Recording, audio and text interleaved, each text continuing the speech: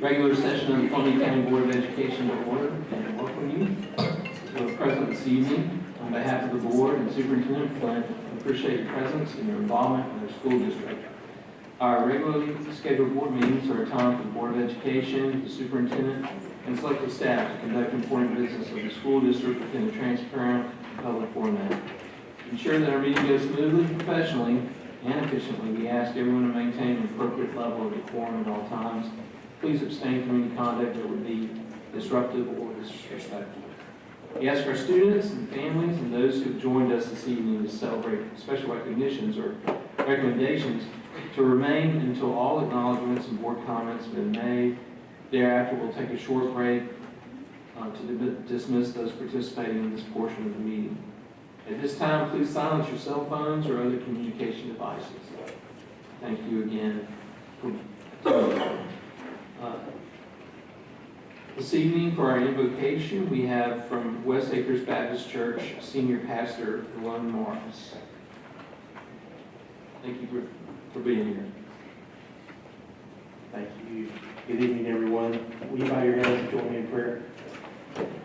Father God, we come to you tonight, we're grateful for this opportunity to meet for matters that are very important, and that is our school district. So Lord, I just pray for blessings during this time. I pray for order. I pray that what is done here will be pleasing to you and beneficial for our community, our teachers, and our students.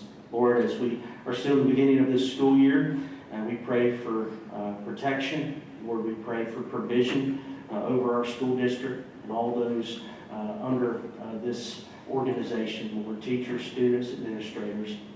God, I pray that you will continue to bless Columbia County. We are so blessed to have a good school district. But God, I pray that you will just bless us with the best teachers. Lord, bless us with the best administrators. That way, Lord, we can continue to see students excel in academics. Lord, I pray once again that what takes place this night will be pleasing to you. In Jesus' name, amen. Amen. Thank you, Pastor.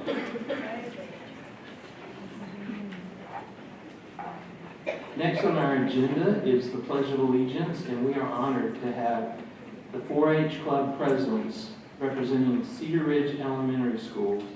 If you'll come forward, I'd like to introduce y'all. Come to the front and turn around. If you'll face our audience, and when I call your name, just take a step forward, and if you have parents or family member here, if they'll stand when your name's called. Sonia Butler, Jonah Cameron, Molly Groshon, Cambria Higgins, Paisley McCulley, Carson Quattlebaum, Anastasia Winston. Did I call you? Give our 4-H presidents a vote.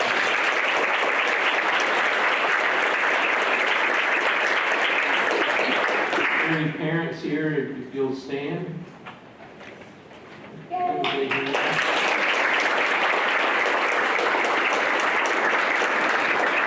Ladies and gentlemen, as our presidents turn and face the flag, if everyone would stand.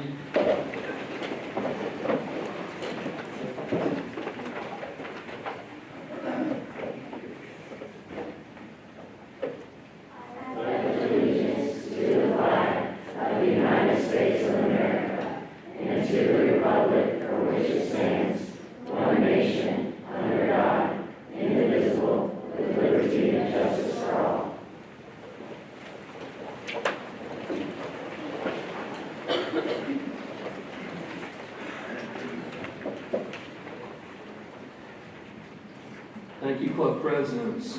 All right, board members, do I have a motion to approve the agenda? Make a motion to approve the agenda, please. All in favor, raise your hand.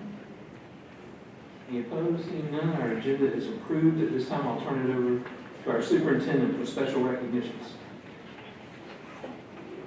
Thank you, Mr. Chairman, and good evening, board members, and good evening to all of our special guests. Thank you. We're honored you're here with us this evening, and we're looking forward to quite a number of special recognitions and quite a different array of recognitions. And so we're excited for this evening.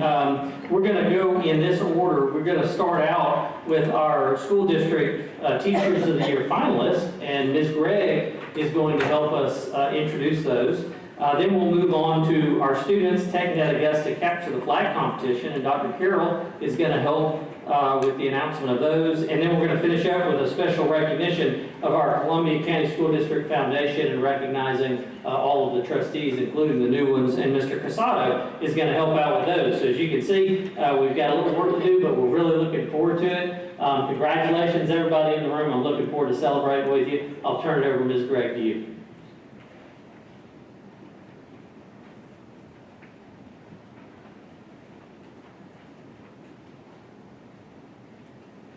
Good evening. Annually, the Columbia County School District honors teachers who stand out among an already overflowing field of excellent educators. By participating in the Teacher of the Year program, there are 4 phases our district process includes to select the Columbia County District Teacher of the Year. Phase 1 begins with each school selecting 1 teacher representative. Each school representative then completes an online application based on the Georgia State Teacher of the Year competition. In Phase 2, a panel of internal judges interview all school-level Teacher of the Year representatives to determine 10 district semifinalists. Classroom observations are conducted as part of Phase 3, and each of the 10 semifinalists are observed and individually rated by a panel of internal judges to determine the top 5 finalists for the District Teacher of the Year. In the last phase, 3 external judges and 3 internal judges score the application and observe and interview each of the 5 finalists. Based on the scores from the application, observation, and interview, the 6 judges select one of the finalists as the Columbia County District Teacher of the Year. The District Teacher of the Year is announced at our annual Teacher of the Year celebration in October, and then enters the competition for the Georgia State Teacher of the Year. Tonight, we are here to recognize our top 5 finalists for the 2026 District Teacher of the Year. Teachers, when I call your name, please come forward to be recognized, and special guests of each teacher, please stand when I call your names. Tiffany Tanner, Parkway Elementary School.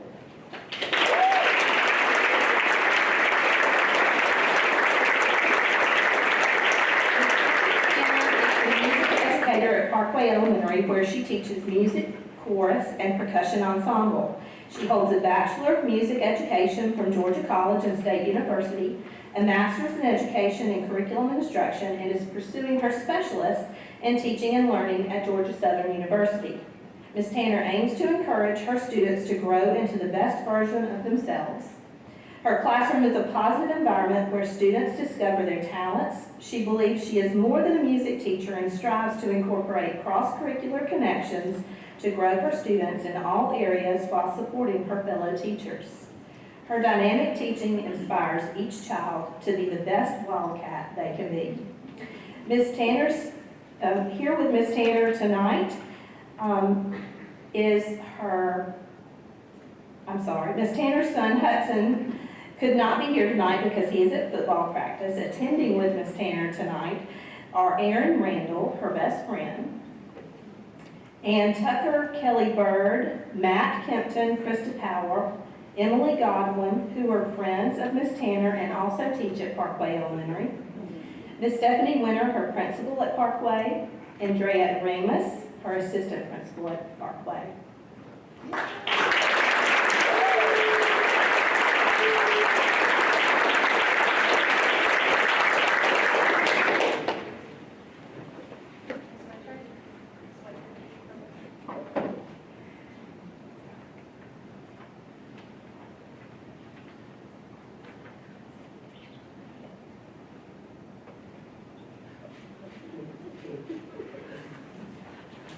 Thank you.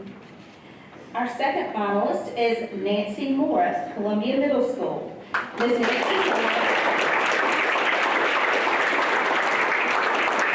is an art educator at Columbia Middle School, teaching 6th, 7th, and 8th grade visual art. She earned a bachelor's in middle grades in art education from Augusta College, a master's in instructional technology from Troy State, and a specialist degree in curriculum instruction from Augusta State University.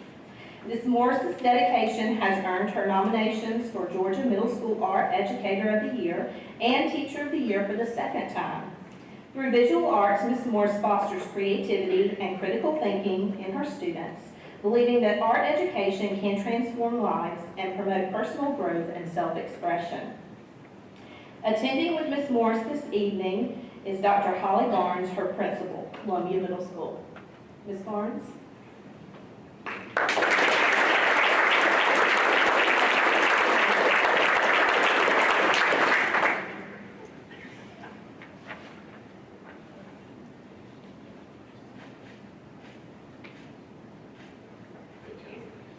Thank you. Ms. Jonah Gaskins, Westmont Elementary School.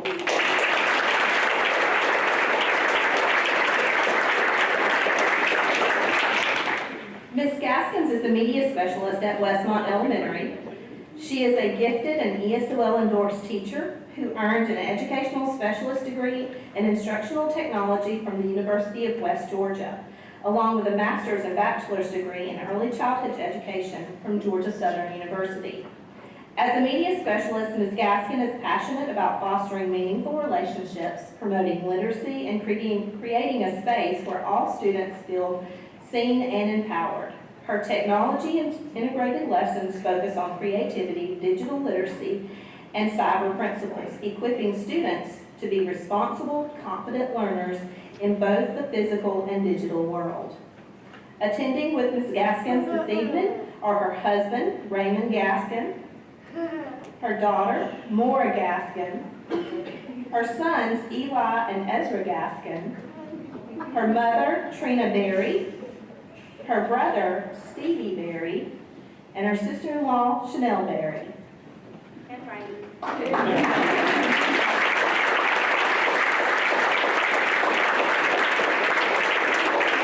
Our principal, Miss Angie Young.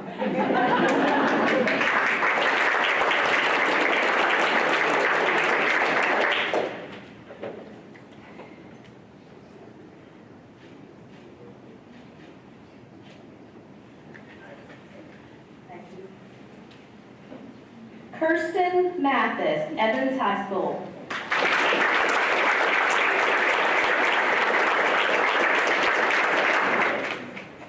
Ms. Mathis currently teaches 12th grade British literature, advanced placement literature, and advanced placement research at Evans High School.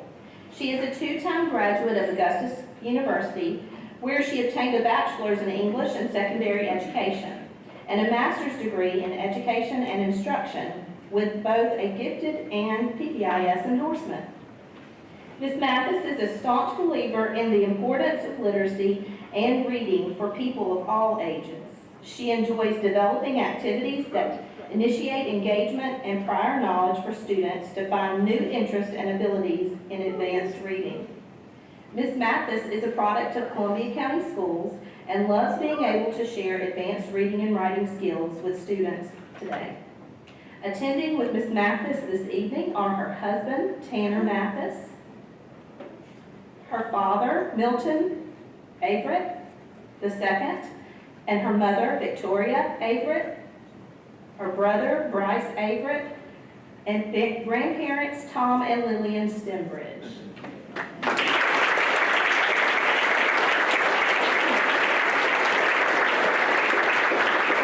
Our principal is also here tonight, Mr. Wade White, if you'll come forward.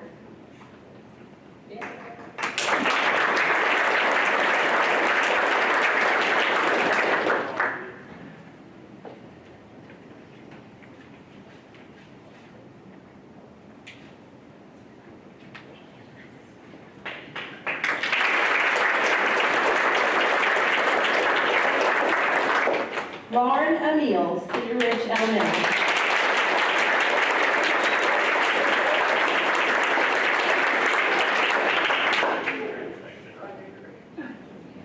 Mrs. O'Neill currently teaches 3rd grade language arts at Cedar Ridge Elementary. She is a 4-time graduate of Augusta University, where she obtained a bachelor's degree in early childhood education, a master's in instruction, a specialist degree in curriculum, and a certification in educational leadership. She also holds endorsements in reading, STEM, dyslexia, ESOL, and gifted education. Throughout her 16 years of classroom experience, Ms. O'Neill has developed a strong belief in the power of collaboration in the learning process. She believes that students gain a deeper understanding when working with others through hands-on activities and opportunities for self-expression. She strives to create a supportive and engaging classroom environment that inspires and encourages meaningful aha moments for all learners.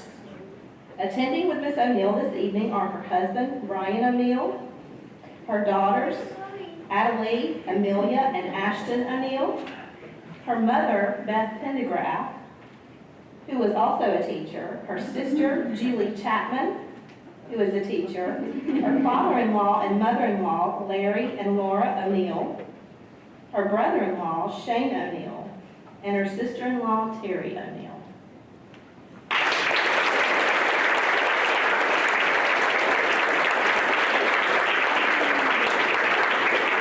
McDaniel is her principal, and she is also here this evening. Ms. McDaniel, will you come forward?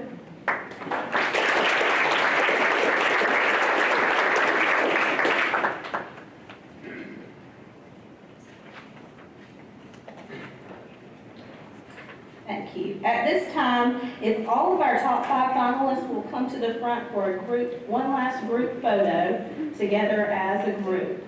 Our top 5 finalists.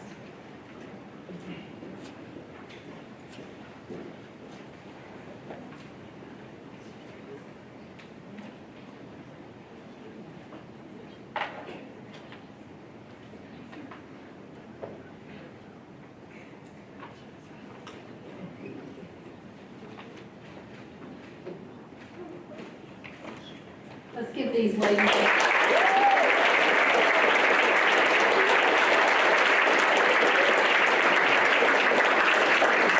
At this time, Dr. Carroll will come up for some additional special recognitions. Thank you.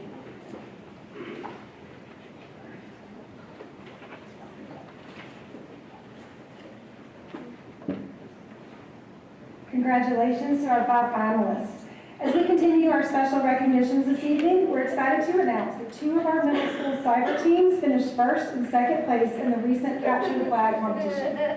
Capture the Flag is part of TechNet Augusta, a 3-day conference that allows participants to examine and explore intricacies of the cyber domain, with assistance from the U.S. Army Cyber Center of Excellence, Fort Gordon, and industry experts like Parsons Corporations, the Confederates.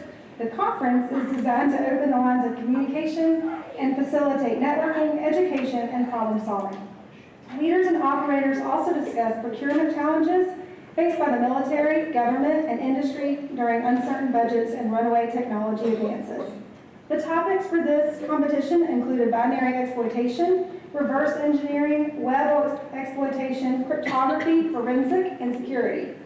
The tournament is a competition where participants individually or in teams try to find and exploit vulnerabilities in a system to capture a hidden piece of information or a flag.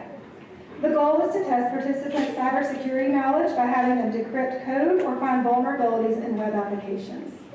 Joining us this evening to present the Capture the Flag medals and plaques are, if you'll come forward and I'll call your name, Elizabeth Cornejo of Parsons Corporation.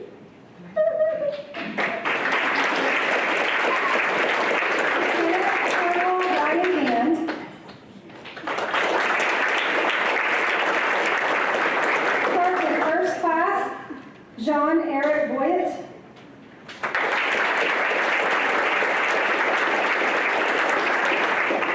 And Command Sergeant Major Antonio Verduzco, Battalion Commanders from Fort Gordon.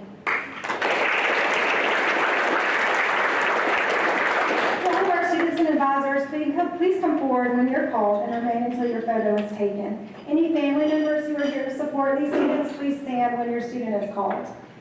From Greenbrier Middle School, second place in the middle school division, we have Wyatt Aarons.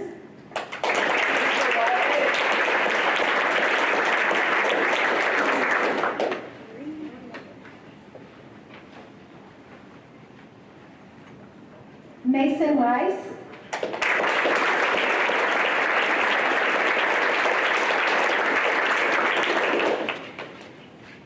Tobias Shoemaker.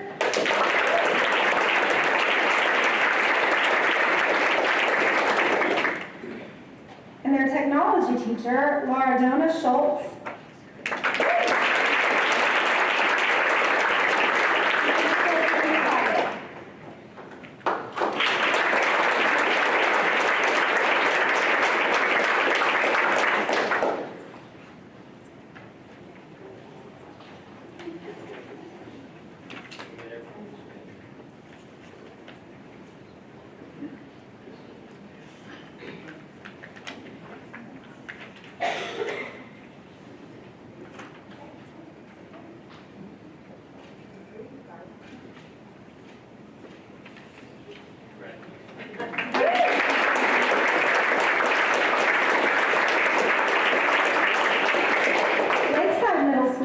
First place in the middle school division. First, we have Michael Bowman.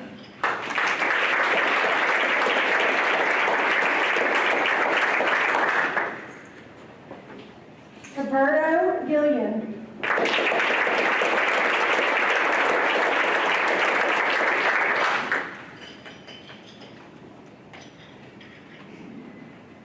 Isaiah Jennett.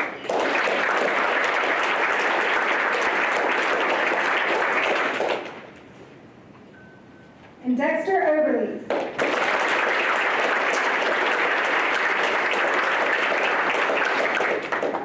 We also have Cyber Patriot Advisor, Samaritan Simmons.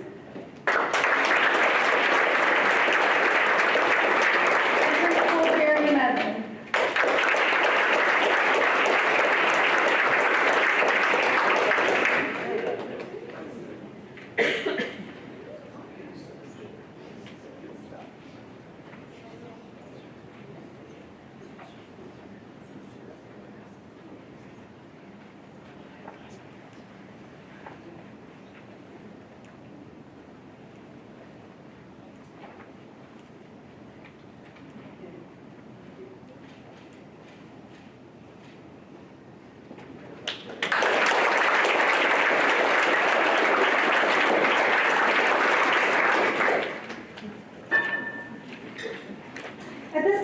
To invite our Chief Financial Officer, Alex Casado, and our Foundation Director, Ashley Whitaker, to please come forward for additional special recognitions. Good evening. Columbia County School District and Columbia County School District Foundation are proud to recognize Georgia's own credit union as a long-standing and generous community partner. Their continued support has made a meaningful impact on our schools, educators, and students. Last school year alone, Georgia's Own contributed over $15,000 to key district initiatives, including the new teacher orientation, Teacher of the Year banquet, Rookie of the Year celebration, and the teacher retirement celebration. Most notably, a portion of their donation funded 5 Teaching as a Pathway scholarships for graduating seniors committed to pursuing careers in education. We are deeply grateful for their dedication to empowering future educators and strengthening public education here in Columbia County. At this time, we'd like to call forward Stacy Talent, Region President, and any other representatives from Georgia's Own to be recognized.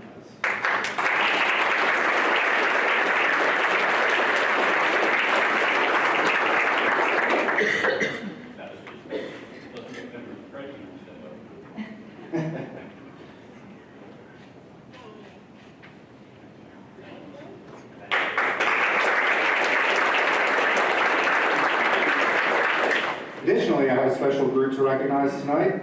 The Columbia County School District Foundation is a nonprofit organization formed in 2023 that directly serves the Columbia County School District. All donations made to the foundation are tax deductible and stay local. The foundation's mission is to champion educational excellence by cultivating resources and building partnerships that expand opportunities across our schools and community. Through advocacy, fundraising, and strategic support, the foundation works to enhance the learning environment and empower every student and educator to thrive. Tonight, we would like to recognize the trustees who govern the foundation and later provide an update on what the organization has achieved since its founding. This dedicated group of community leaders governs the foundation with a shared commitment to supporting and advancing our school community. Currently, the foundation is honored to have 10 external dedicated business partners and one of our own Board of Education members who serve as foundation trustees. Trustees, please come up as I call your name. Adam Williams, President and Founding Trustee.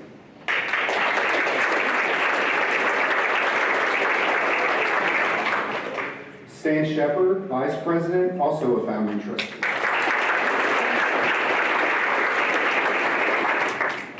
Megan Moy, Secretary, Founding Trustee, and she cannot be here tonight, unfortunately.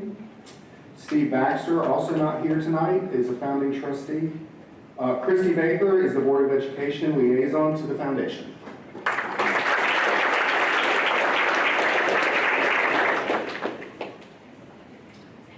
Dave Brenza also could not be here tonight. We have Stephen King.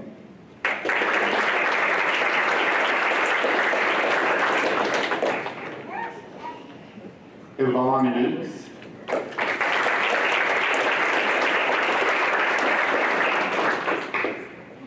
Dean Smith.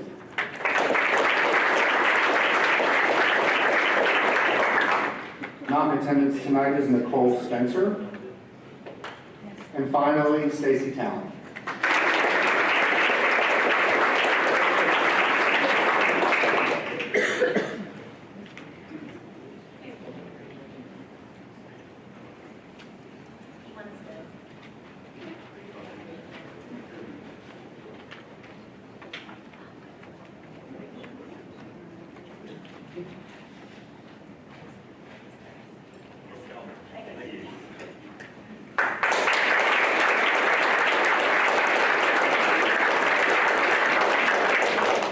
We'd also like to extend sincere appreciation to Jonathan Samuel and Wendy Perry, two founding trustees who ended their terms in July. We extend our sincere gratitude for all of your leadership, vision, and unwavering dedication to the success of our students and schools. At this time, I'll introduce Ashley Whitaker, Foundation Director, for an update about the foundation.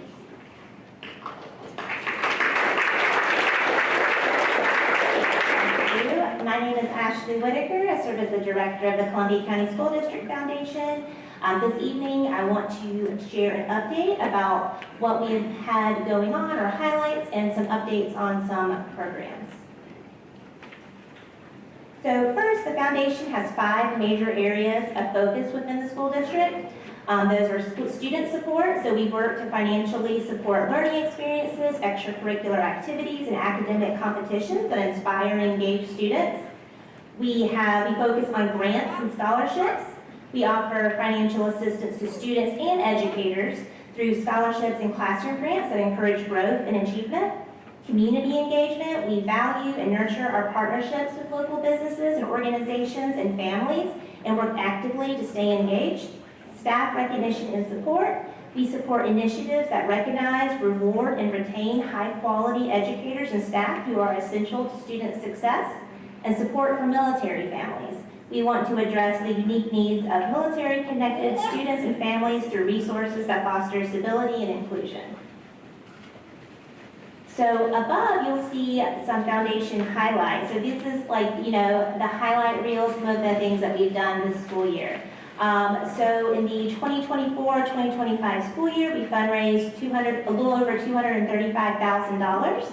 The breakdown of that, we awarded more than $25,000 in support of our students. We awarded more than $6,000 in support of our staff, and we awarded more than $100,000 in support of dedicated STEM programming in our schools. We hosted the 2nd annual Tee Up for Education golf tournament at Top Golf Augusta. That's our annual fundraising event. We reintroduced Principal for a Day.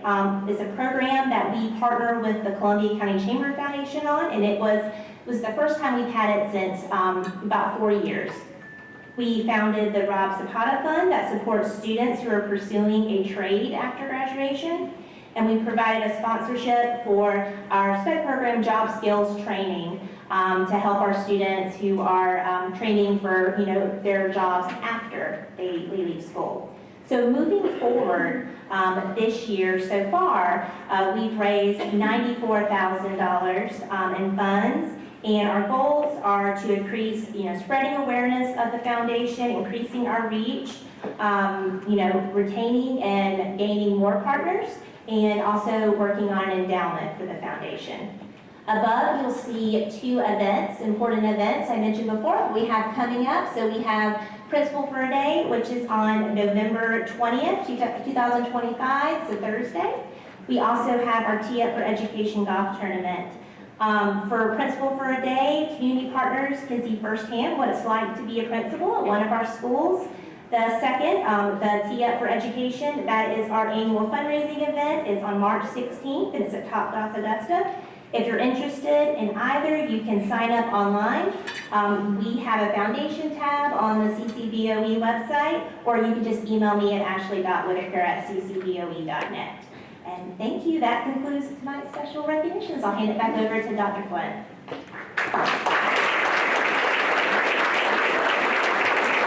Thank you, Ms. Whitaker. On behalf of the board, I just want to say thank you to our entire foundation. Our district couldn't do it without the business partners that we have and without the community support. And to recently begin our foundation and create some structure there and have great leadership on the board and within the foundation is very exciting to me and very much appreciated. This is a time when we have board comments to respond to the great things that we've heard, and tonight I wanted to honor Ms. Christy Baker by calling on her first. It was great to have our 4-Hers lead us in the Pledge of Allegiance. We do appreciate that, and you got to see one of your teachers up here, so I know that was exciting for you guys. To our pastor, thank you for opening us up in education. We do appreciate it so much. And your message was helped in my heart, so thank you so much for that. To our finalists, Teachers of the Year, it's an exciting time for you guys. We have wonderful teachers, but to see y'all excel and move on to the top 5 is wonderful. We look forward to having a banquet with you guys and seeing who's going to be the Teacher of the Year for Columbia County. But you're all winners, and we do appreciate that. To our Capture the Flag, I can't wrap my head around what you guys do. You're going to have to send me a PowerPoint or a presentation or something. Capture the Flag to me was like football and grass and throwing it off each other. So I know these students over here would probably love to learn more about it because it looks very exciting. So to our middle school winners, thank you so much for Green Bar and Lakeside for being leaders in the schools. We look forward to seeing y'all do great things in the school. To our foundation and to Georgia Owned Credit Union, thank y'all so much. It is an honor to serve with you guys and what you do in our community. We know another meeting is not what you have on your agenda each month, but we do appreciate the time you've dedicated to our schools and make our system better. It's people like you in the community that give of yourself and give of your time. We do appreciate that. So thank you so much for willing to serve and volunteer, because I appreciate that. Thank you, Ms. Baker. Ms. Teasley? Thank you. Seems sort of inconsequential in the face of all that we've witnessed tonight. Middle schoolers, that's more than awesome, and I have to concur with Ms. Baker. I heard all the terms, and I know what Dr. Carroll said that you did, and I'm hoping that that's all legal. But you're very mysterious, and I'm very proud of you. And your sponsors and your parents for making certain that you were equipped to do those things, and to think that you could do them in middle school. I look forward to seeing what you're going to do in high school and beyond. So that is awesome. Keep up the good work. 4-Hers, it's good to have you back. We've been all summer without 4-H leadership, and I feel like our ship has been righted because we now have 5th grade 4-H years, so our life is back to normal. So thank you very much. The foundation is a dream come true. I don't know that we expected it to get off the ground this strongly, this quickly, but you have to do an excellent job. Keep up the good work, and thank you very much. Teachers of the Year. finalist for Teacher of the Year in Columbia County, that's a mouthful, folks, because it's not easy to be the finalist, because that is some swift competition. And so, congratulations to all of you. We appreciate your hard work. I think I heard some themes running through those bios: advanced degrees, advanced certifications, the fact that you take your content, you make it cross-curricular, the fact that you take your content and you make it possible for your students to grow with it. So it's not just making a lesson plan and stand up in front of a class and teaching every day. It is teaching and going beyond. And that is not unnoticed, and we appreciate it greatly. Thank you very much. We know that's all possible because of the hard work of people in this room that come here every day. We're thankful to all of you. We thank you for your invitation, sir. We are blessed. Thank you all very much. Thank you, Ms. Easley. Ms. Katie Allen. Well, it's hard to add on top of that. Thank you for all those good comments, but I echo everything that said. There's a lot of hard work that goes on behind the scenes, and you can see that visually when a Teacher of the Year finalist is called up and then a whole row is called up with them. And so just beautiful, shows of support. It shows the families behind everyone's hard work, the colleagues, and the whole support system that makes it happen. So just thank you for all of the hard work behind Teacher of the Year and Capture the Flag, our 4-H'ers, and the foundation. Oh my goodness, thank you for all the groundwork that you do. When you see pictures of all the students receiving that check and that goes directly to the school, I think that really drives home the work of the foundation and its direct impact. So thank you all so much for all of your efforts in our school district. Thank you. And last but not least, Mr. Philip Kent.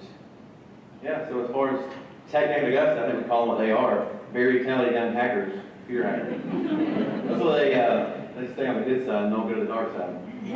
Certainly it's important to be able to combat all of the bad elements out there, and I think this is such an awesome opportunity, obviously, that we have in this area. To be able to have this kind of competition, I guarantee other places don't have what we have, and thanks to the Cyber Center and the Alliance and all that's done to the board. It's pretty awesome. It's a pretty awesome thing.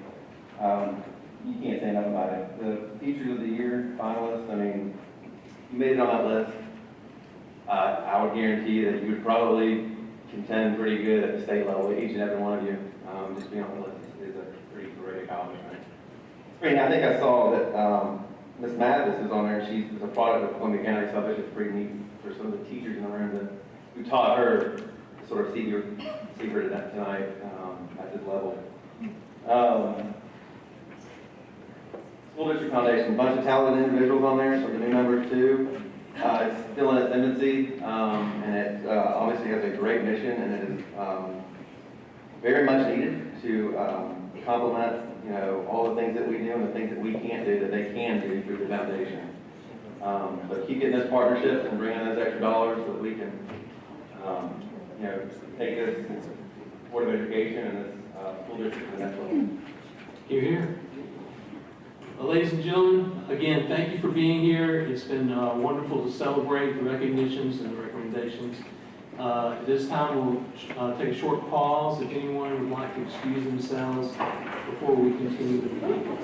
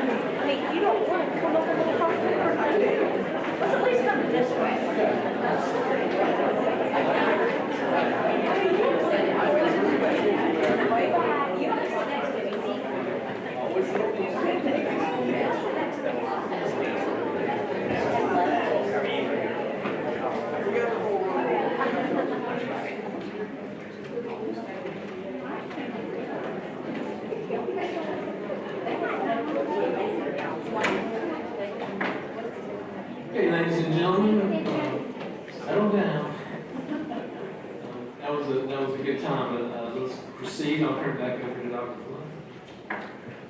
Oh, missing one. Let's call the bailiff.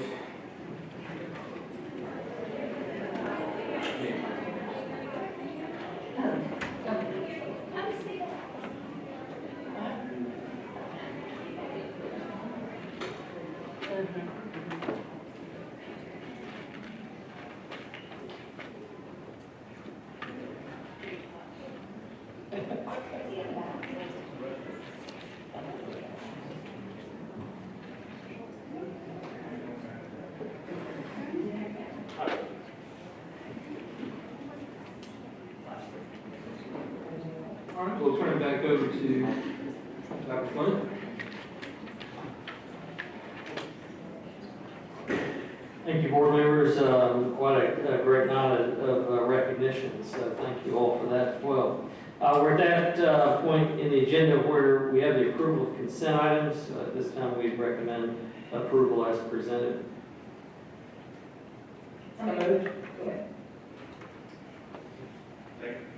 All right, all in favor of approval of consent items 7A through E, please raise your right hand. Any opposed? Seeing none, consent items are approved. We'll move on to the custodial supplement. For the past few years, the state has funded a $1,000 supplement for district custodians and lead custodians. This year, the district has been funded $171,000 based on the number of active custodians reported to the state last fall, which is how the state does this. The funding does not include the cost of FICA for any employee, so the estimated total cost of providing this supplement to all custodians and lead custodians is estimated to be around $210,000. We plan to divide the $1,000 supplement into two payments like we did last year. The first payment will be in mid-December, and the last one will be in mid-June. So at this time, unless you have questions, we recommend approval to pay the supplements as The custodial supplement. All right, approve the custodial supplement. Second, any discussion? Seeing none, all in favor, raise your right hand. Any opposed? Seeing none, that's approved. We'll move on to building program project update. I really just have some pictures, and I'll make a couple of comments. If you have questions, let me know. I think you're getting pretty well acquainted to this. One of the things that's really neat about these projects is once the roof gets finished, then a lot of the work starts on the inside, and you'll see that on many of these areas that's happening. Of course, at Lakeside, the school has already moved into the Performing Arts Center, all that room is very, very far in, as well as the classrooms on this end of the photo. But a lot of work's going on in the middle two sides. The gym is on the right, and the cafeteria and new entrance and kitchen is on the left. Just to look at some of the other pictures here, this is where the gym will be built. It's taken quite a little while to get to here because these footings have to be pretty big. I think if you go out there, you'd see people working, and you wouldn't see the people in the holes. So it takes a lot of time, a lot of steel. Once that gets in, it ends up going a little bit more quickly once the block starts going up. This is just a photo of the front side where the new cafeteria, the back of that is the kitchen, and where it'll be attaching to the building where the new entrance, front entrance to the school will be. And this is a look kind of from the other side where it'll look like the front entrance of the school. This is moving on to Evans High School. This is the gym side, so you kind of get an idea. Gyms will be very similar, although they'll have a different look on the outside. So this is kind of unique for Evans. But they got their gym going, and obviously Lakeside's just starting theirs. You also see the entrance to the left side there of the gym and kind of the cafeteria area, which is just behind that. So that's kind of a separate entrance, but we'll be using that entrance a good bit during the year next year. This is just kind of the overall layout there. You'll see the gym far away in the picture, and on the left side, the cafeteria, additional classrooms, and kitchen. On this side is the Performing Arts Center, and again, you'll see we're finally getting to the point where the roofs are getting on, and so a lot of work can be done inside. Even walking around in there will be a whole lot easier because with rain, you just kind of get covered as you go in there to check on areas. So it's going to really be coming together over the next few months. This is just a photo of the front side of that Performing Arts Center, so you kind of get an idea of how that's coming together. For Evans High School, this is, as you know, you approved the batting cages. These are the new batting cages that are going in behind the baseball field. And so that's coming along very nicely. And then the next picture is where the locker rooms are going to go, and that's the foundation that's being poured. Will any portion of the Evans and Lakeside High Schools be paid for by the $199 SPOS? No. No. I'm sure you could break it up, but no, right, Alex? Excellent. Can you put that to the lakeside? The very first one, I think you should. I just have a question.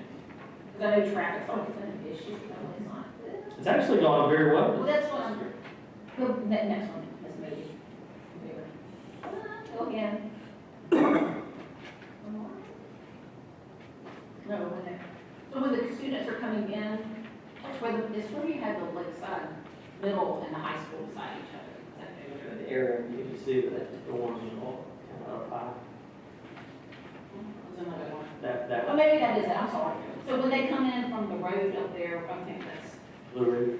Blue Ridge, the students are gonna come in the backside and come around to alleviate that traffic that we used to have in the middle school.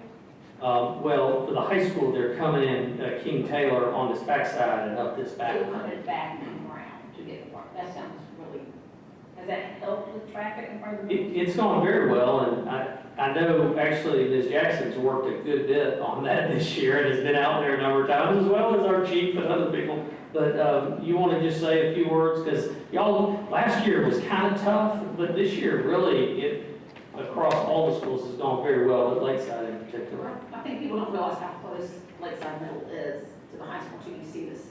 Yes, middle school and the high school, they do still have staggered dismissal times, so that helps a lot. And then we've opened up Panther Crossing and Blue Ridge Drive pretty much immediately. When those buses are out, the cones go away, and that's really alleviated a lot of traffic on King Taylor, because that was where some of the hiccups were trying to make a left onto King Taylor Road. But so far this year, even with the work done on Blue Ridge Drive by the county, they did all that striping, and so we worked on the car line at Blue Ridge as well. So between the three schools, knock on wood, it's going like it's moving smoothly. It's really nice to have all the schools on the same site except for traffic. Yeah, we actually lived there when we first moved to 20 and a lot of traffic, but thank you. I have a question on Harlem High School. I know that's our next project up ahead, and this is from the town hall that I had recently. How many classrooms does Harlem High School have right now? I'd have to go back and look at it. Obviously, we're going to be renovating all of the classrooms with the exception of the new ones that were put in on the addition, but they did get, I think, around 26 2 years ago when we opened the addition. Do we know around about how many additional classrooms will be from this? No, most of the areas that are going to be added on are considered instructional units, though. It's not classrooms. And so even though you're talking about a gym or performing arts centers or band rooms or maybe some CTA spaces, and even in the current cafeteria, we're going to be adding classrooms in there, and where the current theater is, that'll be turned into classrooms. All those will be counted as instructional units, which is kind of how the state determines classrooms. So it's not just a normal, maybe certain size classroom like we're used to. There won't be necessarily additional classrooms that a teacher teaches the subject in, it's just general instructional space, is that correct? There'll be additional classrooms. All those that I just talked about are classrooms. And then I did want to spend a little bit of time before we jump into the bid results to revisit our discussions on the $190 million bond, since it will be going for full approval with our vote December. I know we had talked about different scenarios at our last meeting when we voted on the resolution to sell the bonds and start going in that direction. I was just curious, what were some of the other scenarios? Because I know the one that I had seen in the email was payments until 2045, and total payments were $307.89 million. Did we run any scenarios where it was a 10-year repayment schedule or a 7-year repayment schedule? We don't have that in front of us. But did we run them to look at that, or was the 20-year payment schedule the only one that was considered? I think everything we did, we worked with the financing team to come up with the best possible option.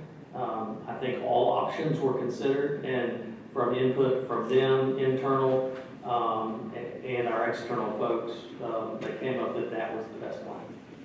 So our previous bond terms were around 7 years, then it went to about 13 years, this one is 20 years. And clearly that adds a lot of overhead and interest to it to push it up to that $307.89 million number. Is the board interested in looking at other payment options before we go to a final vote this December, or other? We already voted on this, and we'll, we've discussed it fully. We can give it all the information, and right now, I would like to listen to the superintendent continue his presentation of the building program. Selling these bonds isn't final until we vote in December, correct? No, there's no motion on the table to discuss right now. Okay, thank you. Okay, thank you. We'll move on to the bid result under the building program. And on January 13th, the Columbia County School District Purchasing Department solicited sealed competitive bids for furniture for Lakeside High School. The solicitation was sent to more than 15 vendors and posted on the Columbia County School District website and the Georgia Procurement Registry website. Bids were received from the following company that is listed before you. This time we recommend Georgia Specialty in the amount of $471,323.89 for furniture for Lakeside High School.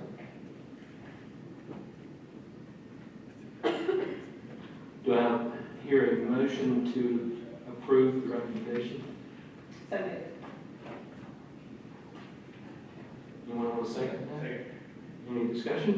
And which funding item is this coming from in our SPOS report? It'll come from the Lakeside High additions and renovations project. That $96 million? Yes. Total inclusive. Okay, Correct. thank you. I just like to point that. No further questions? All in favor of the motion, raise your right hand. Any opposed? Seeing none, that's approved unanimously. Thank you. We'll move on to superintendent reports. And board members, as you know, one of the first things I'd like to talk about, we've been getting some feedback from the community around instructional materials. And with that, I know there's a lot of things that have been out on social media. We've had some pieces that were in local media reports. And so with that, we've been getting some feedback, and we do enjoy hearing from the public. In some cases, we've been getting news that some of the practices that we actually have in the district are different from what we do. And so I thought it was really important to probably try to address those now, because as social media is and some of these other things, some of the things turn into areas that may not be our actual practice. Before I turn it over, I'd like to ask Ms. Gregg to kind of get ready to speak through this a little bit, just to talk about what we have in place, because we're really proud of the work that we have around not only policy that the board has created, but also the procedure that has been updated, as you know, the last couple of years. About 4 years ago, we had a number of challenges that came in. I know the board was heavily involved, and you asked us to go back and really look closely at those areas, which we did. And I think we have a very good process. And as you know, the state law requires school districts to have a process that they actually follow if you're going to remove a book for a reason. A lot of times we'll have this process we'll go through, and it may be adjusted, it may be limited. There's all kind of options that we can do with instructional materials or library books, but it's not something that an individual can do.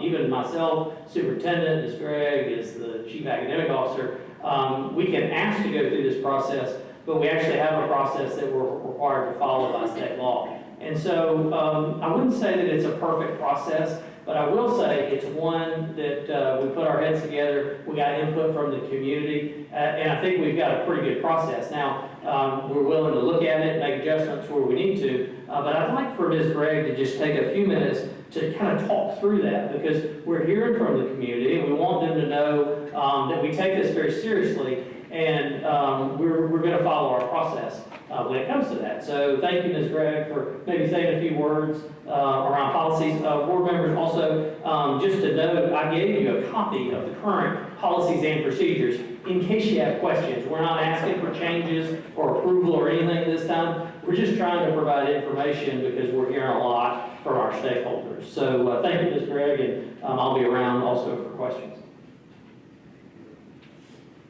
Thank you, Dr. Flint. As Dr. Flint mentioned, we've got several policies and procedures, the coordinating procedures, all driven by, of course, state law or state board rules around the creation, selection, or reconsideration of instructional materials or media. So I'll take just a few moments to go over those, and you can reference them in your folder if you have it there. Policy IF provides basically a high-level overview of an instructional materials selection and the adoption, and it speaks specifically to the creation and selection of the media program as well. It requires the school district to develop procedures for the establishment of the media committee and a detailed process for the selection and reconsideration of any of the resources within the media center as well. So from that policy, we have two coordinating procedures, IFOP5 and IFOP9. IFOP5 is the instructional materials selection, and that outlines all of our processes for the selection and review of board-approved resources that we use for our our courses across K-12. Any of our supplemental instructional materials and our sex education or abuse prevention materials that we use.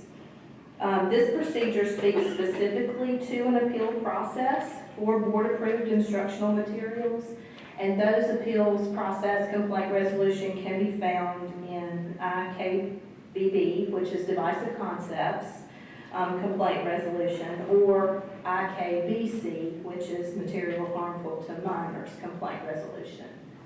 So those are two policies that are referenced within the instructional materials selection process. IFOP9 speaks specifically to instructional resources within the media center, and it outlines the processes for the general operation, the selection, review, or any reconsideration of media materials. So this procedure specifically outlines the required members of both a school level committee and a district level committee.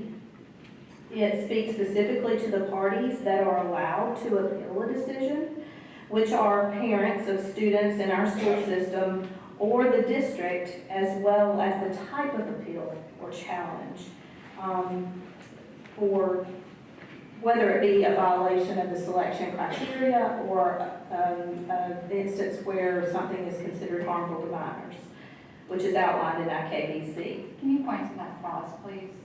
I'm sorry? Can you please point to that clause where it says who may do challenges in IFOP5? That's an IFOP9 for the media center.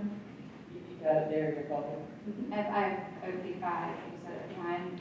So IFOP5 is dealing specifically with material selection. If you're talking about challenges of media materials, that's an IFOP9. Is that clause C, district review process, or which clause specifies who can initiate?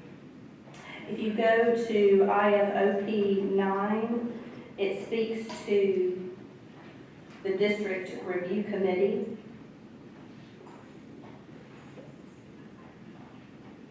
On two different pages, page 3 and page 4. On page 4, under letter C, where it says district review process, Where does it say in there? It says parents. parents and or permanent guardians have the right to appeal in writing school committee decisions to the district review committee, and the process can be initiated by school level appeals, which would be the parent, or by the district review as needed. Under that clause, or by the district for the review of materials needed, under that clause, do citizens have a right as non-parents to file a challenge? No, the challenging party would be our parents. Now, information may come to the district via a lot of different methods. It could be a social media post, it could be, something that was noted by our media specialists that would warrant a district review. And in that instance, the school district becomes the entity that's challenging the material, not necessarily where it came from.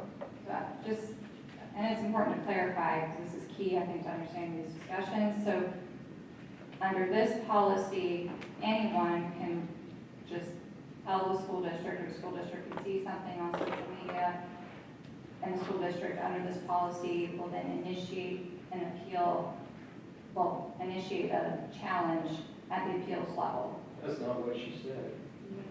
Okay, come. She said the district review committee can initiate it for any number of reasons. She did not say that the district will initiate it just based on what anybody said. So if the citizen comes to the school district. It's the district's discretion to look at books and challenge them, regardless of, that's their responsibility. You don't have to have a parent challenge the books to make sure that the books that should be in our media center. Maybe this is a question for Mr. Fletcher. In the context of this being specifically an appeals type paragraph, it talks about appeals beforehand, it talks about to initiate this appeal afterwards. My reading of this is that the process may be initiated by school level appeals or by the district as an appeal process based upon the school level decision, which then would go back to being initiated by a parent. I don't read that in the context of an appeals clause as being that the district can begin a new challenge for any reason. So can you help clarify those two readings of this? For sure, I haven't looked at the policy, I don't have it in front of me, but, so I don't know by looking at it, however, I mean, the district does have discretion to let materials it has available, as far as review process. So, without looking at it, I think the district still has discretion to review the materials.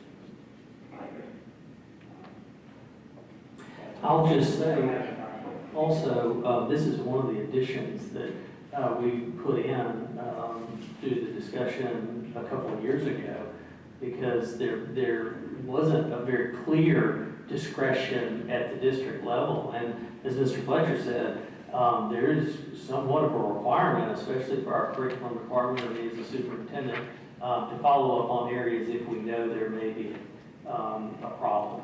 And so if we do, we would follow up on something. That doesn't necessarily constitute a challenge, but it could. I think the purpose of tonight, though, is just to expose us to the policy, the procedures. Or just remind you, you've seen it a number of times, but. Yes, clearly we have. And so just to sum it up, and then Let's look into the explanation. I have one more question. She may answer your question. Well, I have one more to make sure I understand correctly. So the school has the ability to review its own materials at any point in time as it deems fit. Is that correct? Can you hear the whole explanation? The school has the legal authority to review its materials at any point in time as it deems fit? The district does. Right, the district does, right? Yes. Okay, and if a citizen challenges. That's two questions. If Can we let Ms. citizen Gray challenges and Ms. then Allen. and choose to. Ms. Allen, can you let Ms. Gray finish and then you can answer your question? Okay. Okay. As far as speaking specifically to the parties that are allowed to appeal a decision, the parties that are allowed to appeal a decision are parents of students in our school system and/or the district. And the type of appeal that they could challenge would be either a challenge of the selection criteria that has been violated or material harmful to minors, as it's outlined in IKBC. The process in the procedure for the appeal of decisions or a review conducted at the district's discretion are formal and require specific members and processes. It's important that we note and remember that both the school level committee and the district level committee, when considering any kind of challenge, parents hold the majority representation, and these are the decisions of the committee and not just one particular person, as Dr. Funk mentioned. So as far as the appeals go, the district can choose to initiate a review at any time. If any information comes to light that warrant a review, the Department of Curriculum Instruction would review that information and determine if the formal process needed to be initiated. And at that time, the complainant or the challenge becomes the school district, not where that information may have come from or arisen from. Anything else, Ms. Gray? I think that's it. I'll turn it back over to Dr. Flint if All right, so I'd like to ask my final question. So under this policy right here, IFOP9, citizens may ask for an appeal, but may ask for a challenge, but do not have the right to initiate a challenge. They can ask the district for a challenge, but they don't have the right to initiate a challenge under this policy. Is that correct? that's a procedure, actually, not a policy. Which procedure? Okay, so under this procedure, I guess my point is I'm trying to distinguish clearly in IKBC and IKBB, citizens don't have the right to even approach the district under these because it's specifically parents. But under procedure, IFOP9, citizens might ask the district and the district can initiate a challenge, but citizens don't have the right to. Is that correct? No, ma'am. All the policies and procedures are specifically written for the parents of students in the Columbia County School District or the district. Okay. So there's a lot of different avenues that information may come to light. And as the due diligence of an educator, we're responsible for making sure that the material we put in front of our students is of high quality and meets our selection requirements. So that information could come from a variety of places, and when it does, it would be our due diligence to make sure that we review that. But these policies for our school district apply to the district and the parents of the students in our school district. thank you, Ms. Gray. Appreciate the explanation.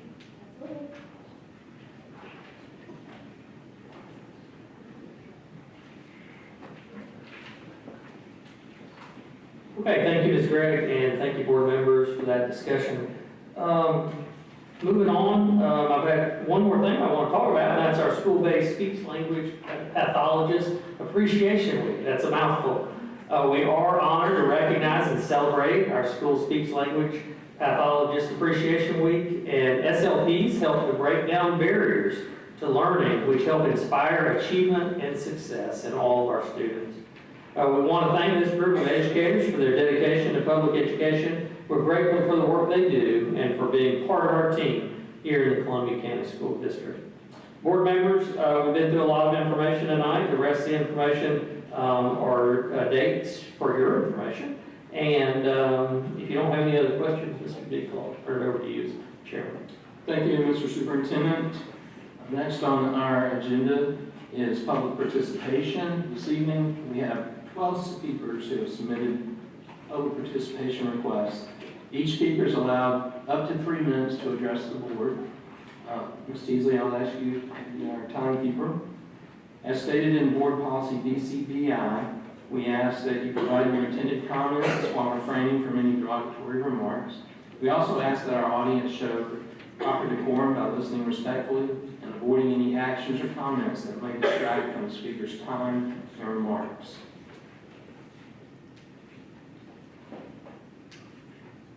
Our first public participant that I will call on is Cambry Wood. Is Cambry Wood here? Okay. Our next speaker will be Priscilla Bentz.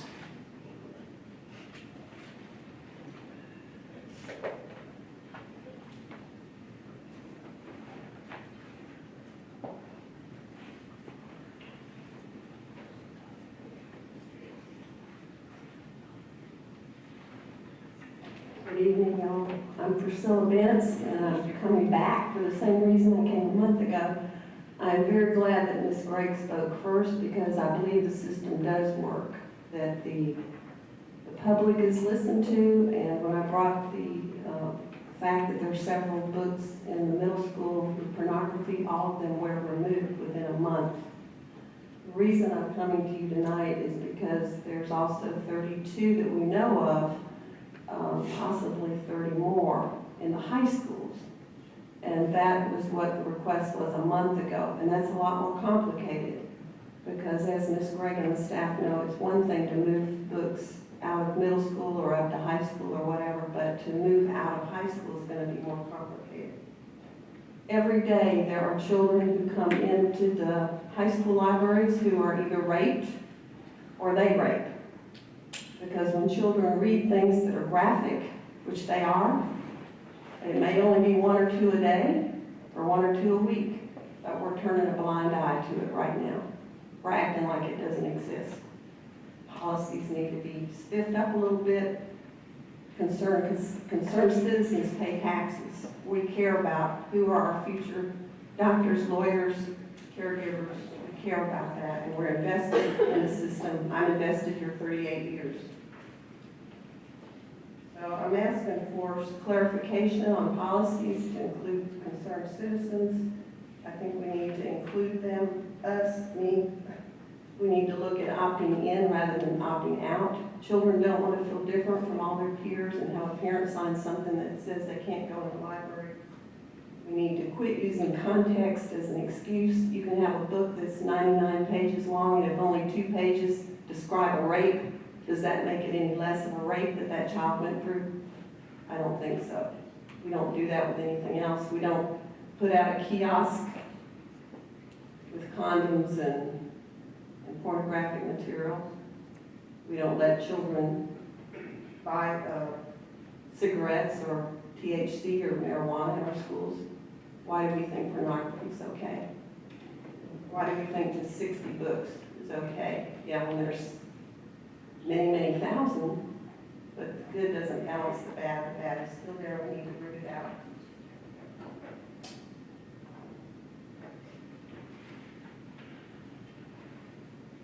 Other thing I'm thankful for with the policy is that the citizens are able to tell people like Ms. Gregg, and then she got the job done in middle school. I'm just waiting for it to happen in high school.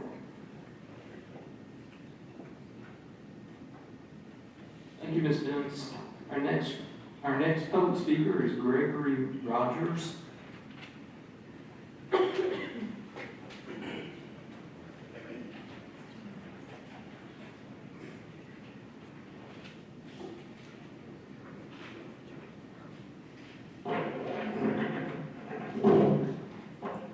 First of all, good evening. I want to kind of thank the board for allowing me to speak today. First of all, my name is Greg Rogers Sr. I reside at 2439 Duty Lane, Grovetown, Georgia. I've been a resident of Columbia County for 14 years now. I have 9 children, 3 of which went to Grovetown High School. I also have 19 grandchildren. 2 went to Grovetown High and 4 went to Columbia Middle School. I am 100% disabled. I'm a retired Army veteran, and I was in the Army for 30 years. I've coached youth football for the last 35 years. I'm currently the president of the CSRA Spring Football League, which provides CSRA community with competitive environment for players at affordable price. Our league is intended to make young athletes better in their goal of being football players. Now, I want to kind of come talk to the board and the rest of the audience about books, about transparency. The process of being transparent, consistent, is very important. As far as being accountable. It must be under clear and public accessible guidelines to ensure due process for all parties, and is based on decision and consistency in education relevant criteria. The framework builds public trust and safeguards against subjective censorship. Intellectual freedom. Intellectual freedom is the right to seek and receive and express ideas in a wide variety of viewpoints without restriction. This is concept core tenets of education and essential to developing critical thinking, empathy, and comprehensive understanding of the world. Engage with different viewpoints is complex, real-life issue challenges students. They use that to evaluate themselves, information, question assumptions, form their own opinion, reasonable, and advise the student development. Diverse ideas are dynamic for healthy community, and restricting access to book undermines intellectual freedom and civic engagement. Book bans conflicts with established American values of free speech and democratic values. This is one of the core values that I served 3 decades in the United States Army to uphold. A book ban often disproportionately targets books by and about people of color, LGBT plus communities. This denies young readers a chance to see themselves reflected in literature and leaves all students with a regulated and limited view of the world. In closing, banning books should not be allowed because it undermines fundamental principles of modern democratic society, intellectual freedom, open discourse, and empathy. Censorship disproportionately targets works by marginalized communities, potentially perpetrating inequities, preventing validation of diverse identities. And lastly, we create chilling effect on educators, discourage discussion of sensitive topics, and narrowing academic freedom. Thank you, Mr. Rogers.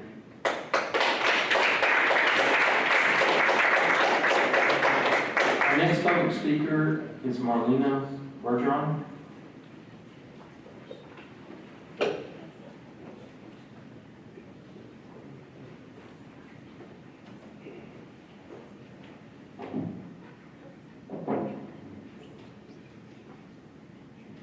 Thank you very much for this opportunity to speak.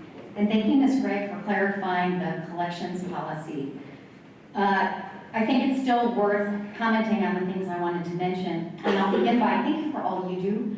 I want to praise our teachers, our terrific teachers and staff. Shout out to Parkway's Ms. Tanner, that she was my son's music teacher. And I want to advocate for our school libraries to be managed by certified librarians and media specialists, not third parties, not special committee members, or even government officials, whether they're elected or appointed, who have no library training. Our family values reading. Some books are for us, some aren't, but anything of literary merit, I want to have access to it so that we can decide for ourselves. And I would never decide for someone else's family what they should or should not read. I am fed up with the Lula Deans running all over town thinking it's their duty to reorganize our library shelves. First it was the public library, and now it's the school. Well, I don't want any help from the PBJ Book Club. I can make decisions for my family. I don't judge a book by its cover or by one excerpt taken out of context, because every history and civics class and author like Ray Bradbury and George Orwell taught us not to. We were trained as citizens to be our own critical thinkers and uphold the Constitution. I can only speak for myself, but I don't want anyone except a certified librarian who is following professional standards deciding where books should go, especially when some of the merry band of book banners don't even have a child enrolled in a Columbia County school. No amount of capitulation will satisfy the PBJ Book Club, who has convinced our commissioners to a censorship agenda and who threatens our current county public library's existence. We need a process to defend the librarian's original book placement. We are the parents and the guardians. Tell the book banners no and uphold the Constitution of the United States and the Georgia state laws, because this is America, not Americans read what we want to read.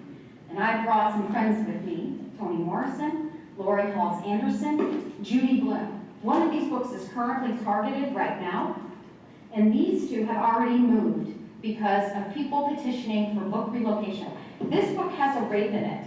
This actually helps victims of sexual abuse. This actually prevents future sexual abuse. It's 26 years old, and people might have been saved because of this book. Please continue to do diligence on upholding the Constitution. Thank you all so much.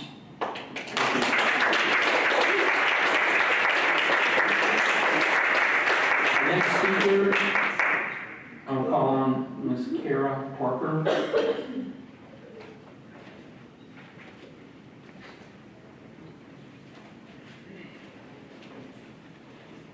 Hello. My child is enrolled in Columbia County Public Schools. At the August 12th meeting, a resident with no children enrolled in the district submitted a request to ban 32 books. The policy allows for parents to submit challenges to the principal of the school that their child attends. I emailed Dr. Flint and asked, since the list of books given did not follow the process outlined in the policy, the school board and district will not be reviewing those challenges, correct? Dr. Flint replied, you are correct. Her documents and comments do not meet the requirements to initiate a book challenge. Judy Teasley replied, there are no current book challenges to books in our schools, nor plans to remove any books from any media centers. The individual who presented materials does not have a child attending our schools and cannot challenge books. After a public records request, it appears the district accepted and acted on book challenges from that resident this summer. After another email to Dr. Flint, he stated the curriculum department reviews the information and can make a determination to go through with the formal process. I am still waiting for a reply from Ms. Gregg of the curriculum department and Dr. Flint on what formal process he was referring to or the outcome. School board policy aligns with Georgia Senate Bill 226, which allows parents or permanent guardians of students to submit challenges on books they consider harmful. Parents or permanent guardians, not residents with political motivations and no interest in actually protecting children. The district and the school board need to publish a list of books that have been reviewed with the outcomes, and an explanation is deserved on why concerned parents of students are being misled about the illegitimate process that is used to cater to a non-parent resident. A final note, in response to comments from the superintendent and board that there is no opposition to book banning, I'll say this. While the book banners have no children in the district, I do. My days are filled with homework, with study guides, with attending iReady diagnostic review nights, with talking to teachers. I volunteer with the PTO. I pick up my children from after-school clubs. I should not have to show up in person to every school board meeting just so you don't infringe on my children's First Amendment rights. But I know now that I will be here as many times as it takes. Thank you.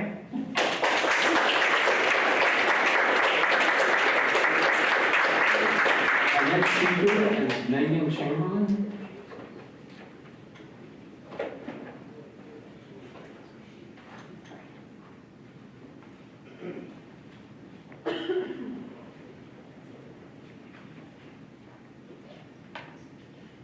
Good evening. As mentioned, my name is Megan Chamberlain, and I have lived in Columbia County for the last 8 years and currently have 2 children in the Columbia County school system. I am also a voracious reader, having just started my 100th book of the year today. I am fortunate enough to now have access to income available to purchase books to feed my desires. However, I was not that fortunate growing up. The county library was 21 miles away from where I lived, and there were weeks my parents couldn't afford the gas because that was a luxury. But regardless of how broke we were, there was always the option of the school library.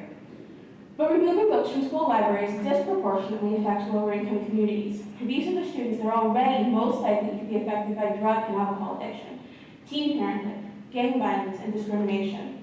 And now you're discussing removing books from them, books that discuss drug use and racial inequality, or books about the loss of a parent or dealing with a friend with mental illness.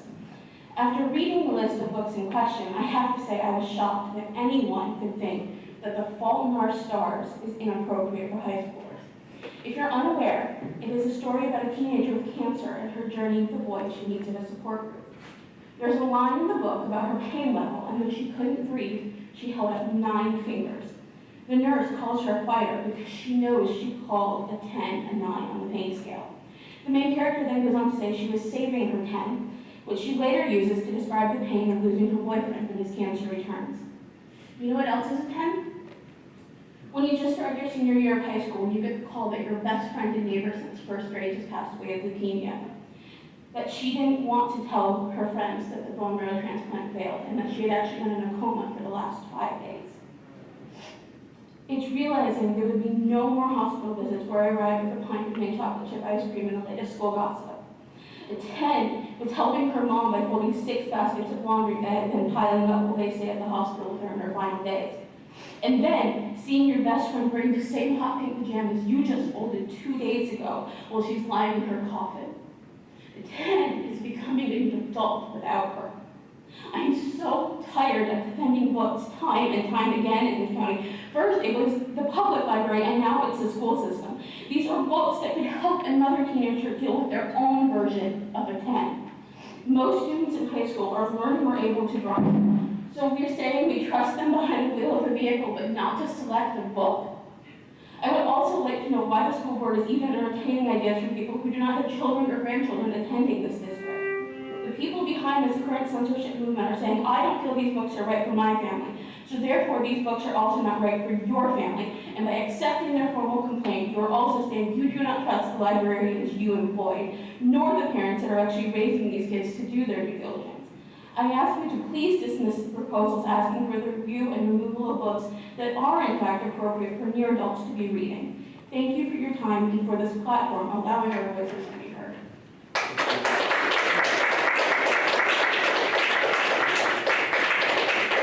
Next is Ms. Karen Parham.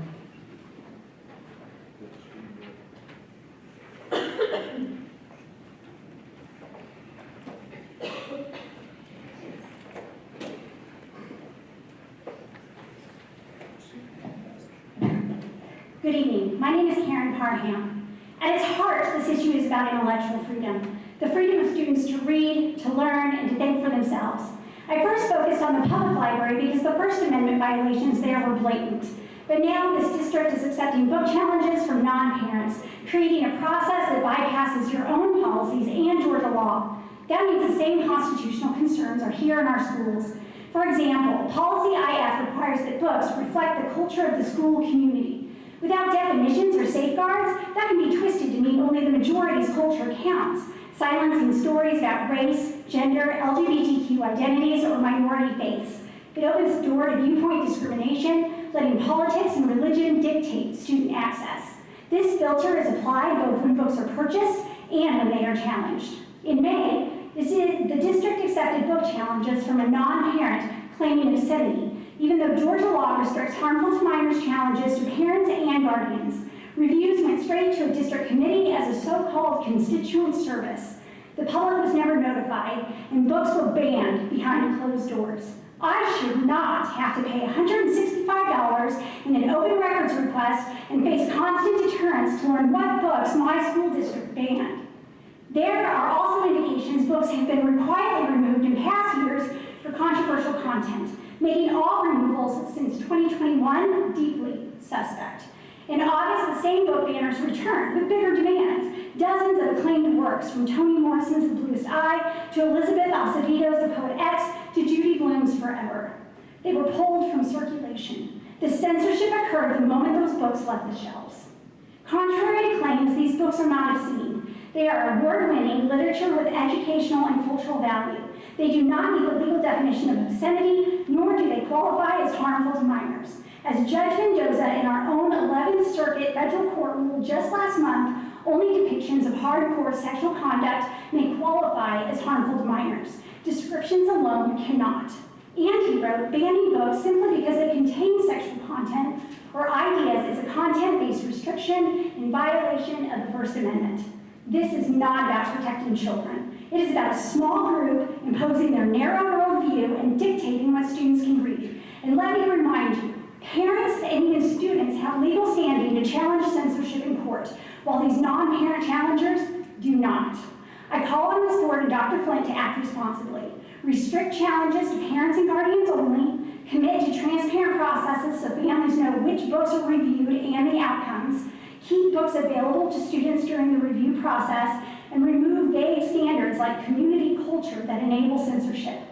I am and always will be a strong supporter of public education, but true support means defending intellectual freedom. Appeasing book banners is the opposite of what public education should stand for. Columbia County students deserve better. They deserve the freedom to read, and it is your duty to defend it.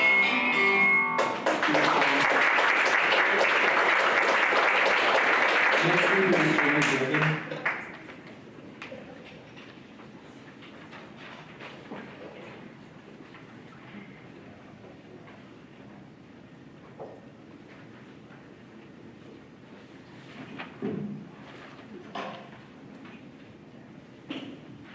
Good evening.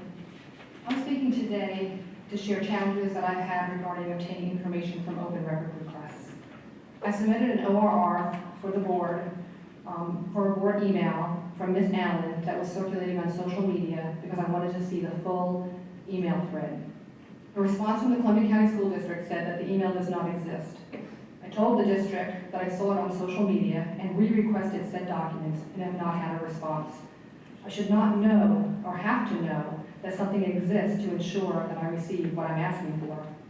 I did not hear back by the time of this meeting, so I decided to share this with the board to see if you could assist with ensuring that open record requests are handled in an accurate and timely manner, as well as me obtaining the information that I've requested. This is not the first time that this has occurred. In the spring of 2025, I attended the board training meeting and learned of the board norms and standards document. I submitted open record requests. I received the document that I requested for calendar year 25 and was told that that should quote unquote suffice in regard to my specific request for calendar year 2024, and the district closed out the request. Since when does the district get to determine what should quote unquote suffice when not providing information in requested documents? I never did receive a response, and I opened up a new request. When this request was fulfilled, I was provided the board document, but it was from the wrong year. The incorrect document is still posted on this request. The only reason that I knew the two documents were different is because I attended the public board training session where district business was discussed and decisions made regarding the said document. Of note, there were not meeting minutes for this training session where business was discussed, or had I not attended the meeting, I would not know that I was provided inaccurate information. I also submitted an open record request for email correspondence, which also yielded no emails. I reached out to the district, given my knowledge through the training sessions, that these documents did exist. I was then told that there was a glitch in the system and that didn't be fixed.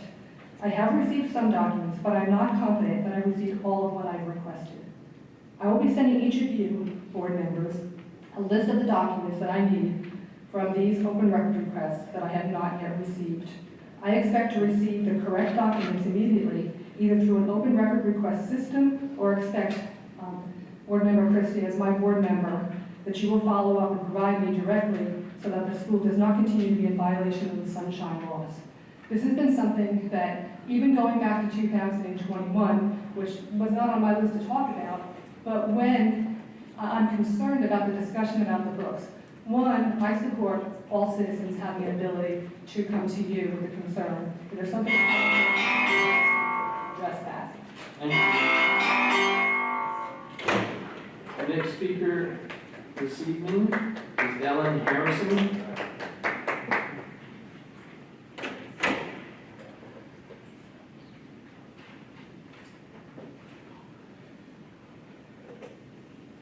My name is Ellen Harrison. I'm relatively new to the area, but I am a grandmother of a future Columbia County student who will maybe be in school before you guys are. I'm also a former journalist and a retired middle school teacher. I did the details about, or just snippets about book challenges. I first went to your webpage and reviewed all of your policies that Ms. Gregg so generously went over in detail. And what I found is that, of course, there are a lot of official code of Georgia annotated and very much similar to all the other systems that I've lived and worked with. My husband too. And I hope you have the tenacity to kind of stick with them because they're straightforward. I think other speakers have talked specifically about things they think may need to be more closely adhered to, or at least a procedure that needs to be revisited. My last paragraph was just, I think that you maybe need to get your process and your policies out in front of the public, which you did tonight. So thank you for that. I know that parents have the right to appeal to their principals and local schools about books that they don't appreciate at any time. And they can always reach into their students' book bag and remove any books that they deem questionable. I am concerned about the idea of book challenges as it exists in the world today because I have family across the nation in Virginia and Colorado and some here in Georgia who are teachers and tending media centers. And I know that the spirit of some of these book bans, as one of the other speakers spoke about, is somewhat damaging to certain people at the edges, maybe at the margins of our classrooms. Their stories are being taken from them, their voices are being taken from them. They are, it's almost like the book challenges are attempting to ban their existence. Just erase these people, cast away their experiences and their perspectives as unworthy of being shared or told or read. And these sorts of challenges definitely limit our students' ability to learn about other people and develop into well-rounded adults themselves. It can limit critical thinking and kind of put a lid on literacy, learning, and life. I have been so impressed with the library in Evans, but I rarely see it better. Anyway, I just want to let students know if they've got the unction, they should have the right to pick up any book to start this curiosity. Thank you, Ms. Harrison. Instead of social media.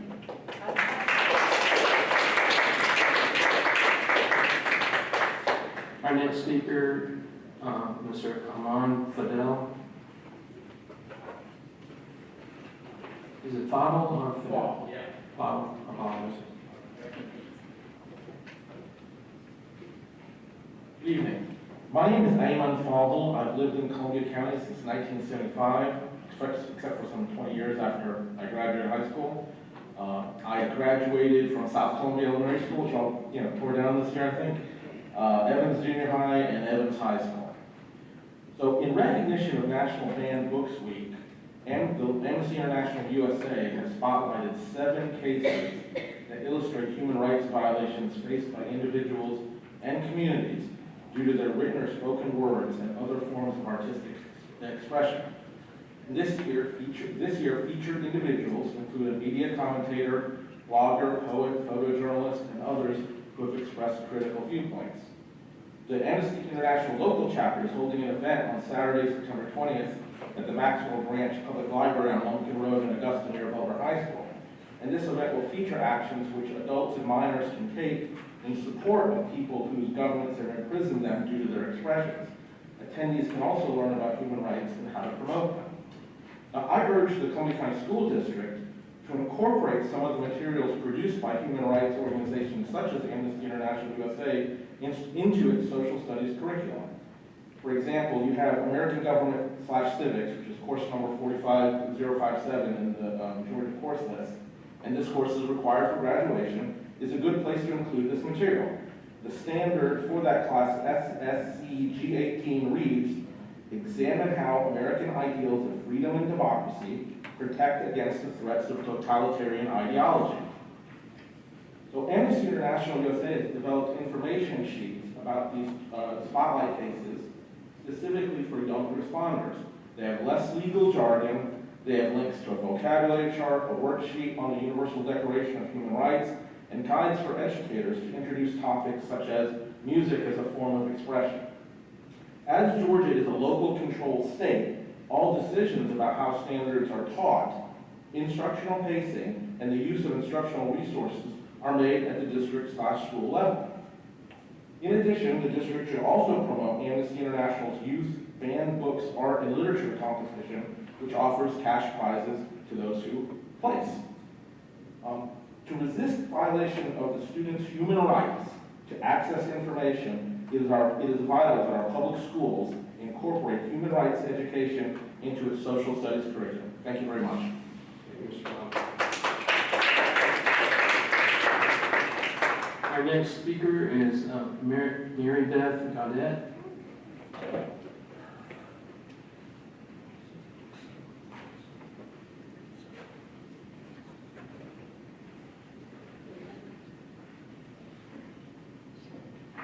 Good evening. I don't have children in the Columbia County School District, but I am a resident of Columbia County. I also have a degree, a Master of Library Science degree. I also have a Master of Information degree.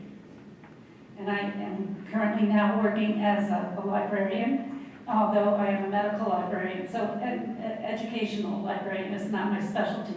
So what I did today was I went to the American Psychiatric Association database, PsycInfo, and I read some reviews and some abstracts of books and articles, and I'd like to read these out as why it's important.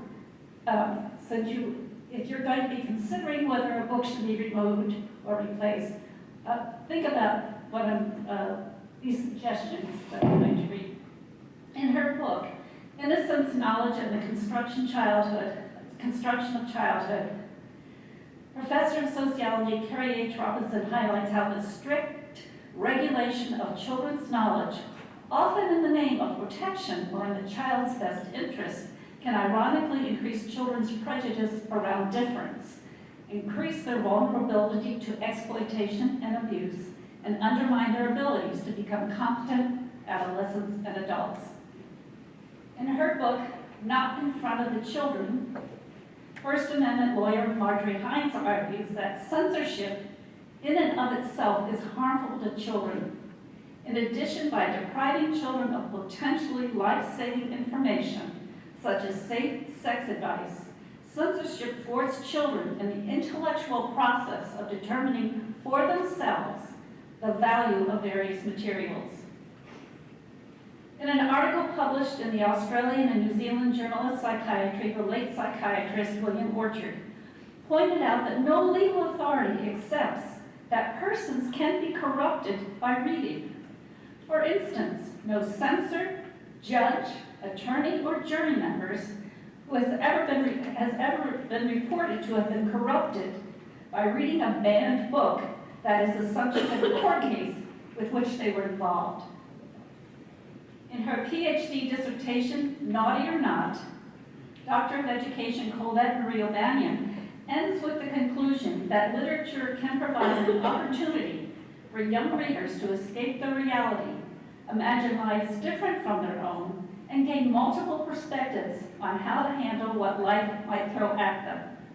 It is able to offer them a safe place to explore and develop wisdom about unsettling and possibly dangerous activities that they may face in the real world. In a chapter titled Where Carpeting Censors Lurk, the late psychiatrist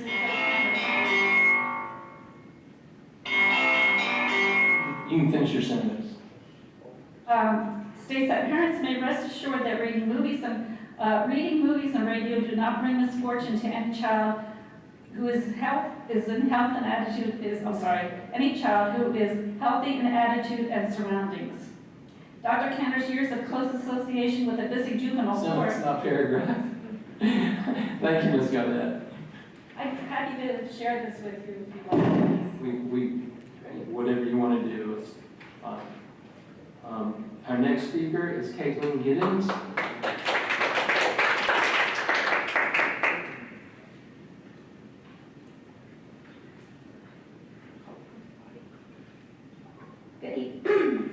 Good evening. My name is Caitlin Giddens, and I live in District 3. not believe that I should be here tonight. This is taking away from parents of students with real concerns about bullying and IEPs that are not being met. I believe these areas are more worthy of the board's time than discussing book challenges and working behind the scenes to change the current process for challenging books. Statistically speaking, I don't believe any of us even need to be worried about what books the high schoolers in our community are reading because they aren't reading. If we were going to put time and effort into the library, we should be looking at ways we can increase literacy and reading as a hobby instead of looking at what books we can take away. Although teenagers are actually significantly more likely to be drawn to the books that adults are in a tizzy over. Just ask the middle school girls in Columbia County about their underground Colleen Hoover book club. And don't go looking for it. Allowing anyone, regardless of their status as a Columbia County parent, to submit book challenges opens up a can of worms that I do not believe you actually want to deal with, especially when some books are labeled as harmful to minors for things as simple and innocent as a kiss, when the challengers do not agree with the sexual orientation of the subjects. Stating that a teenager is more likely to be raped because they read a story with a rape in it is the most insane thing I have heard in quite a while. Research shows that these stories do the opposite.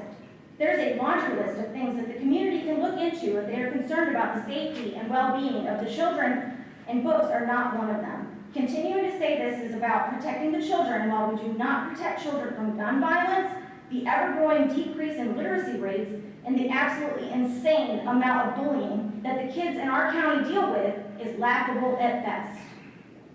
We should be looking at ways that we can add more books to the library, not taking them away. I can provide a list of books that promote empathy, compassion, and tolerance to anyone in attendance if they are interested in growing in those areas. Personally, there might be some kissing in them though. Trigger warning. I promise that I have read every single one of them. I would be so embarrassed to speak out against a book I have never actually read because I understand the importance of context. Do you? Thank you, Ms. Lee. And just to circle back, is Henry Wood in the room? If not, that completes our public participation. I want to thank everyone for participating and being professional and showing decorum. Thank you very much. Next, I would just ask our superintendent and attorney, is there anything we need to go into executive session for? I don't have one, Mr. Chairman. Then I'll entertain a motion to remove that from the count, from the... Second. All in favor, raise your right hand. Okay, so there's not, we won't go into executive session. I'll entertain a motion to approve the personnel sheet. All in favor, raise your right hand. Any opposed?